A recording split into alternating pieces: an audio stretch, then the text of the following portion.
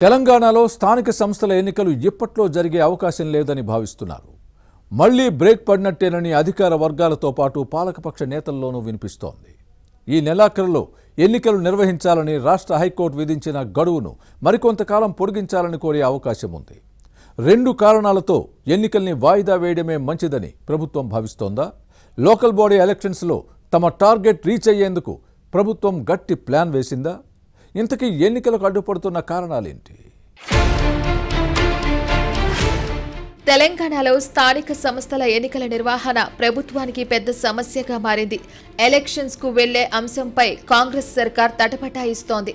కర్ణుడి చావుకు 1,00,000 కారణాలన్నట్టు local body ఎన్నికలను నిర్వహించలేకపోవడానికి కూడా అనేక సమస్యలు ఉన్నాయంటారు.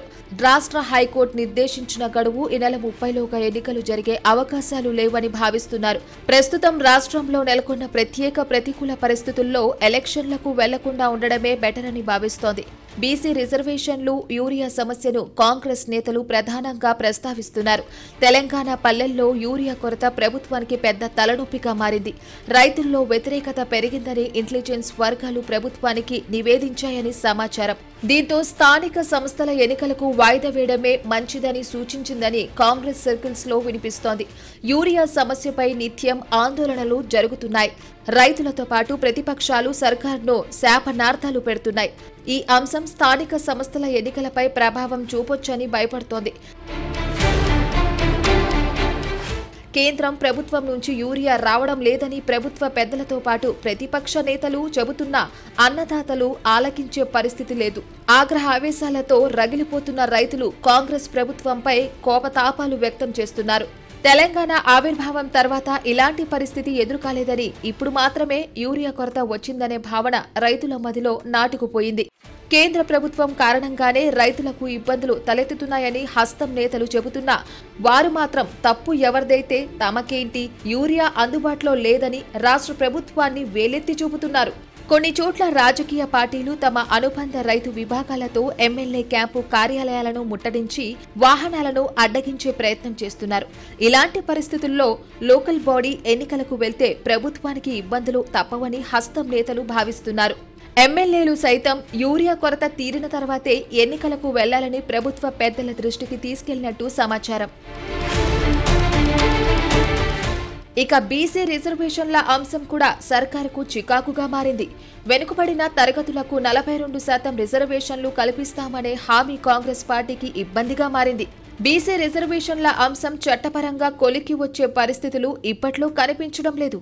ఎన్నికలు ఆలస్యమైతే కేంద్రం నుంచి రావాల్సిన నిధులు ఆగిపోతాయనే ఆందోళన ఉంది. ఈ నేపథ్యంలో పార్టీ తరపున బీసీలకు రిజర్వేషన్లు ఇచ్చి ఎన్నికలకు వెళ్తే సరిపోతుందని కొందరు హస్తం నేతలు చెబుతున్నారు.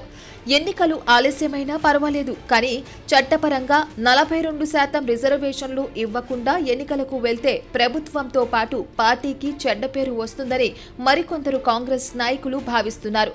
చట్టపరంగా 42% రిజర్వేషన్లు ఇవ్వకుండా స్థానిక సంస్థల ఎన్నికలు నిర్వహిస్తే బీహార్ అసెంబ్లీ ఎలక్షన్స్ పై ప్రభావం చూపే అవకాశం లేకపోలేదని హస్తం పార్టీ జాతీయ నేతలు కూడా అంచనా వేస్తున్నారని సమాచారం. మరోవైపు ఈ నెల 30లోగా స్థానిక సంస్థల ఎన్నికలు నిర్వహించాలని రాష్ట్ర ప్రభుత్వాన్ని తెలంగాణ హైకోర్టు ఆదేశించిన విషయాన్ని గుర్తుపెట్టుకోవాలి.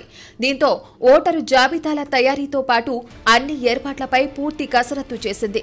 సర్కారు సైతం ఇప్పుడున్న పరిస్థితుల్లో ఎన్నికలు నిర్వహిస్తే తమకు అనుకూలంగా ఉంటుందని భావించింది. ప్రభుత్వ పథకాలకు సానుకూల స్పందన వస్తున్న సమయంలో ఎన్నికలకు వెళ్తే తమ టార్గెట్ రీచ్ కావచ్చని హస్తం పార్టీ అనుకుంది.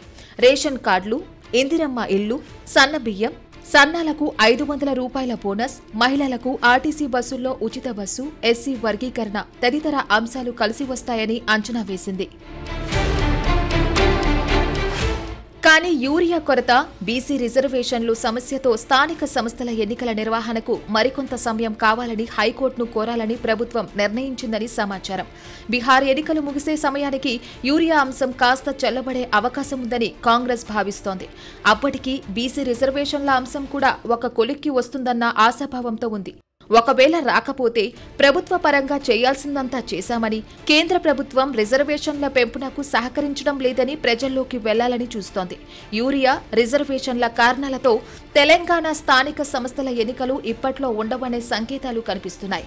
రెండో విడత రైతు భరోసా నిధులు డిసెంబర్లో ఇచ్చి ఎన్నికలకు వెళ్తే బాగుంటుందని ప్రభుత్వం ఆలోచిస్తోంది. ఈ అంశంపై ప్రభుత్వం 2-3 రోజుల్లో స్పష్టత ఇవ్వనుంది. స్థానిక సంస్థల ఎన్నికలపై సర్కార్ ఏం నిర్ణయం తీసుకుంటుందో చూడాలి.